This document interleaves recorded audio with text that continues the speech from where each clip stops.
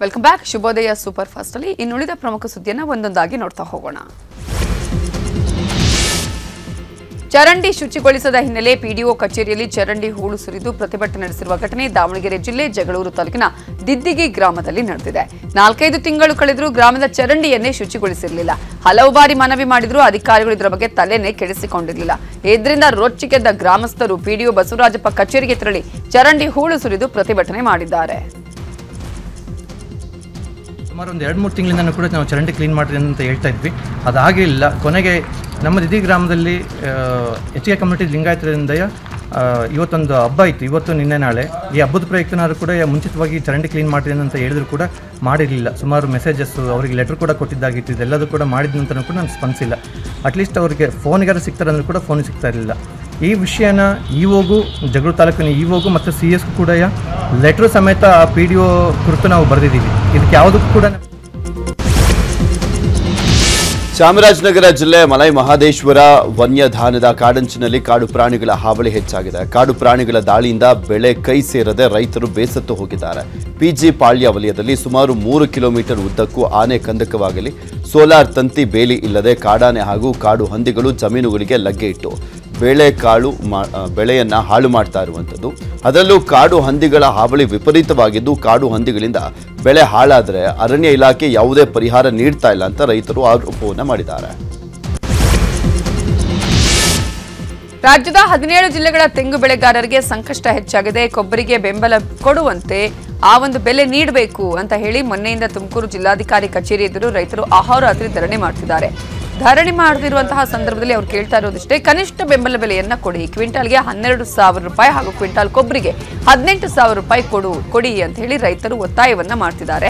ಅಲ್ಲದೆ ಮಿಲ್ಲಿಂಗ್ ಕೊಬ್ಬರಿ ಖರೀದಿಗೆ ಆಗ್ರಹವೂ ಕೇಳಿ ಬರ್ತಿದೆ. ಸಣ್ಣ ಗಾತ್ರದ ಕೊಬ್ಬರಿಯನ್ನ ಕೇಂದ್ರ ಸರ್ಕಾರ ಖರೀದಿ ಮಾಡಬೇಕು ಅಂತ ರೈತರು ಒತ್ತಾಯಿಸ್ತಿದ್ದಾರೆ. ಅಹೋರಾತ್ರಿ ಚಳವಳಿ ಮಾಡ್ತಾ ಇದ್ದೀವಿ. ಇವತ್ತು ಯಾವುದೇ ಕಾರಣಕ್ಕೂ ಇವತ್ತು ಯಾವರೇ ಆಯಿತು, ಒಂದು MP ಒಂದು MLA ಒಬ್ಬರು DC ಅವರೇ ಯಾರೇ ಬಂದು ಏನು ಕ್ಯಾರೆ ದಮ್ಮಯ್ಯ ಅಂದಿಲ್ಲ. ಇವತ್ತು ನಮ್ಮ ಕೂಗು ನರಿಕು ಗಿರಿಮುಟ್ಟೆಮ್ಮಗೆ ಇವತ್ತು ಬೇಕಾಬಿಟ್ಟಿಯಾಗಿ ನಮ್ಮನ್ನೇ ತುಳ್ಕೊಂಡು ಉಳ್ಕೊಂಡು ಓಡಾಡ್ತಾ ಇದ್ದಾರೆ. ಈ ಕಡೆ ಸೊಳ್ಳೆ ಕಾಟ, ಆ ಕಡೆ ಗಾಳಿ ಕಾಟ, ಈ ಕಡೆ ಬಿಸಿಲು ಕಾಟ, ಇವೆಲ್ಲ ನಿಭಾಯಿಸ್ಕೊಂಡು ನಾವು ಇಲ್ಲಿ ಅಹೋರಾತ್ರಿ ಚಳವಳಿ ಮಾಡ್ತಾ ಇದ್ದೀವಿ. ಇವತ್ತು ನಮಗೆ ಅಡಿಕೆ, ತೆಂಗು, ಕೊಬ್ಬರಿ ಇವತ್ತು ಎಲ್ಲ ನಾಶ ಆಗ್ತಾ ಇದೆ ರೈತರಿಗೆ. ಇವತ್ತು ಕಾರವಾರದ ಬಳಿ ಅರಬ್ಬಿ ಸಮುದ್ರದಲ್ಲಿರುವಂತಹ ಲೈಟ್ ಹೌಸ್ ಐಲ್ಯಾಂಡ್ಗೆ ಸಾರ್ವಜನಿಕರಿಗೆ ನಿಷೇಧ ಹೇರಲಾಗಿದೆ. ಅದ್ಭುತವಾದಂತಹ ಪ್ರಕೃತಿ ಸೌಂದರ್ಯ, ರಮಣೀಯ ದೃಶ್ಯಗಳನ್ನು ಹೊಂದಿರುವಂತಹ ಕಾರವಾರದ ಏಕೈಕ ಲೈಟ್ ಹೌಸ್ ಐಲ್ಯಾಂಡ್ ಇದು. ಈಗಾಗಲೇ 4-5 ಐಲ್ಯಾಂಡ್ಗಳನ್ನು ನೌಕಾನೆಲೆ ಸುಪರ್ದಿಗೆ ತೆಗೆದುಕೊಂಡಿದೆ. ಹೀಗಾಗಿ ಈ ಲೈಟ್ ಹೌಸ್ ಐಲ್ಯಾಂಡ್ ಮೇಲೂ ನೌಕಾನೆಲೆ ಅಧಿಕಾರಿಗಳು ಕಣ್ಣು ಬಿದ್ದಿದೆಯಾ, ಯಾಕೆ ಪ್ರವಾಸಿಗರಿಗೆ ನಿಷೇಧ ಹೇರಿದ್ದಾರೆ ಅಂತ ಜನ ಪ್ರಶ್ನೆಯನ್ನು ಮಾಡ್ತಿದ್ದಾರೆ. ಅದನ್ನು ಪ್ರವಾಸೋದ್ಯಮದ ದೃಷ್ಟಿಯಿಂದ ಅದು ಡೆವಲಪ್ ಮಾಡಿದರೆ ಒಳ್ಳೆಯ ತಾಣವಾಗಿ ಇದಾಗ್ತದೆ. ಈಗಾಗಲೇ ಏನು ಅಂಜು ದ್ವೀಪ ಇತ್ತಲ್ಲ, ಅದು ನಿಷೇಧಿತ ಪ್ರದೇಶ ಅಂತ ಇದು ಮಾಡ್ಕೊಂಡು ಯಾರಿಗೂ ಹೋಗ್ಲಿಕ್ಕೆ ಕೊಡೋದಿಲ್ಲ. ಈಗ ಲೈಟ್ ಹೌಸ್ ಅಲ್ಲಿ ಇತ್ತೀಚೆಗೆ ಕೂಡ ಜನ ಹೋಗಿ ಬರ್ತಿದ್ರು. ಈಗ ನೋಡಿದರೆ ಅಲ್ಲಿ ಕೂಡ ಸಿಬ್ಬಂದಿ ಕಿರಿಕಿರಿ ಮಾಡ್ತಾರೆ, ಯಾರು ಬರಲಿಲ್ಲ, ಇದು ನಿಷೇಧಿತ ಪ್ರದೇಶ ಅಂತ ಬೋರ್ಡ್ ಹಾಕಿದ್ದಾರೆ.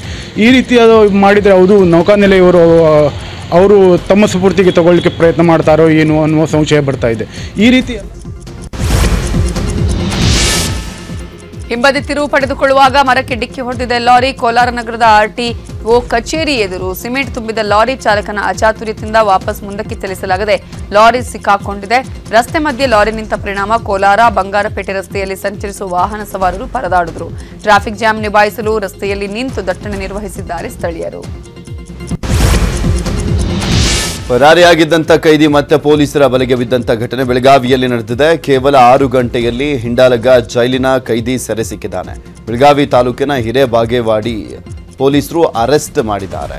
ನಿನ್ನೆ ಮಧ್ಯಾಹ್ನ ಬೆಳಗಾವಿ JMFC ಕೋರ್ಟ್ನಿಂದ ಪರಾರಿಯಾಗಿದ್ದಂಥ ಕೈದಿ ಅಬ್ದುಲ್ ಗನಿ ಶಬ್ಬೀರ್ ಶೇಖ್ ಹಿರೇಕೋಡಿ ಗ್ರಾಮಕ್ಕೆ ಹೋಗಿದ್ದ. ಹಿರೇಬಾಗೇವಾಡಿಯಿಂದ ಧಾರವಾಡ ಹೋಗಲಿಕ್ಕೆ ಯತ್ನವನ್ನು ಮಾಡ್ತಾ ಇದ್ದಂಥ ಕೈದಿಯನ್ನು ಬಂಧಿಸಲಾಗಿದೆ. ಮುಂಬೈ ಮತ್ತು ನವಿ ಮುಂಬೈ ನಡುವೆ ನಿರ್ಮಾಣ ಮಾಡಲಾಗಿರುವ ದೇಶದ ಅತಿ ಉದ್ದದ ಸಮುದ್ರ ಸೇತುವೆಯನ್ನ ಇಂದು ಪ್ರಧಾನಿ ಮೋದಿ ಉದ್ಘಾಟಿಸಲಿದ್ದಾರೆ. ಇದು 21.8 ಕಿಲೋಮೀಟರ್ ಉದ್ದದ ಸೇತುವೆಯಾಗಿದ್ದು 17,840 ಕೋಟಿ ರೂಪಾಯಿ ವೆಚ್ಚದಲ್ಲಿ ನಿರ್ಮಾಣ ಮಾಡಲಾಗಿದೆ. ಇದು ಮುಂಬೈ ಟ್ರಾನ್ಸ್ ಹಾರ್ಬರ್ ಲಿಂಕ್ ಸೇತುವೆಯಾಗಿದ್ದು ಇದಕ್ಕೆ ಅಟಲ್ ಬಿಹಾರಿ ವಾಜಪೇಯಿ ಸೆವ್ರಿ ನವ ಶೇವಾ ಅಟಲ್ ಸೇತು ಅಂತ ಹೆಸರಿಡಲಾಗಿದೆ. ಮುಂಬೈ ನವಿ ಮುಂಬೈ ಹೊಸ ಸೇತುವೆ ಉದ್ಘಾಟನೆ ಬಳಿಕ ನವಿ ಮುಂಬೈವರೆಗೆ ಅದೇ ರಸ್ತೆಯಲ್ಲಿ ಪ್ರಧಾನಿ ಮೋದಿ ಸಂಚರಿಸಲಿದ್ದಾರೆ. ಈ ರಸ್ತೆಯ ಶುರುವಿನಿಂದ ಹಿಡಿದು ಕೊನೆವರೆಗೂ ಅವರು ಸಂಚಾರವನ್ನ ಮಾಡಲಿದ್ದಾರೆ. ಪ್ರಧಾನಿ ಮೋದಿ ಲಕ್ಷದ್ವೀಪ ಭೇಟಿ ಬಳಿಕ ಲಕ್ಷದ್ವೀಪದ ಬಗ್ಗೆ ಕರಾವಳಿ ಭಾಗದಲ್ಲಿ ಭಾರಿ ಚರ್ಚೆ ಆಗ್ತಾ ಇದೆ. 300 ವರ್ಷಗಳಿಂದಲೇ ಲಕ್ಷದ್ವೀಪದ ಜೊತೆ ಮಂಗಳೂರಿಗೆ ಸಂಪರ್ಕ ಇದೆ.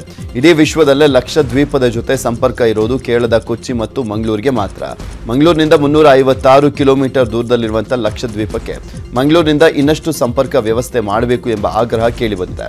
ಮಂಗಳೂರಿನಿಂದ ಪ್ರತಿದಿನ ಲಕ್ಷದ್ವೀಪಕ್ಕೆ 50ಕ್ಕೂ ಹೆಚ್ಚು ವೆಸಲ್ಗಳು ಹೋಗ್ತಾ ಇದ್ದಾವೆ. ಲಕ್ಷದ್ವೀಪದ 6 ಐಲ್ಯಾಂಡ್ಗಳಲ್ಲಿ ಜನರಿದ್ದಾರೆ.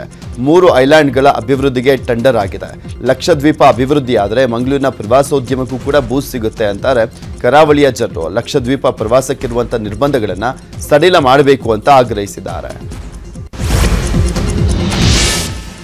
ದ್ವೀಪ ರಾಷ್ಟ್ರವಾದ ಮಾಲ್ಡೀವ್ಸ್ನ ಆಂತರಿಕ ವಿಷಯದಲ್ಲಿ ಯಾವುದೇ ದೇಶ ಹಸ್ತಕ್ಷೇಪ ಮಾಡುವುದನ್ನು ಸಹಿಸುವುದಿಲ್ಲ ಅಂತ ಚೀನಾ ಎಚ್ಚರಿಕೆ ಕೊಟ್ಟಿದೆ. ಈ ಮೂಲಕ ಭಾರತಕ್ಕೆ ಪರೋಕ್ಷವಾಗಿ ಚೀನಾ ಟಾಂಗ್ ಕೊಟ್ಟಿದೆ.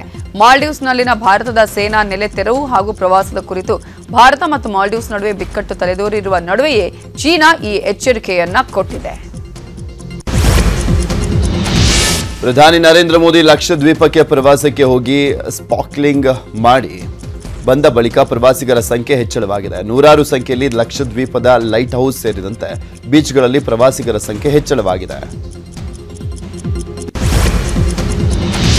ಶುಭೋದಯ ಸೂಪರ್ ಫಾಸ್ಟ್ ಅಲ್ಲಿ ಇನ್ನುಳಿದ ಪ್ರಮುಖ 5 ಸುದ್ದಿಯನ್ನ ನೋಡೋಣ ಬ್ರೇಕ್ ಆದ್ಮೇಲೆ. ಕನ್ನಡಿಗರ ನೆಚ್ಚಿನ ನ್ಯೂಸ್ 18 ಕನ್ನಡ ಈಗ ವಾಟ್ಸ್ಆಪ್ನಲ್ಲೂ ಲಭ್ಯ. ಕರ್ನಾಟಕ ದೇಶ ವಿದೇಶಗಳ 360 ಡಿಗ್ರಿ ಸುದ್ದಿಯ ವಿವರಗಳನ್ನ ನಿಮ್ಮ ಕೈ ಬೆರಳುಗಳಲ್ಲೇ ಪಡಿಲಿಕ್ಕೆ ಈ QR ಕೋಡ್ ಅನ್ನ ಸ್ಕ್ಯಾನ್ ಮಾಡಿ ನಮ್ಮ ಚಾನಲ್ ಫಾಲೋ ಮಾಡಿ, ನೋಟಿಫಿಕೇಶನ್ ಆನ್ ಮಾಡಿ.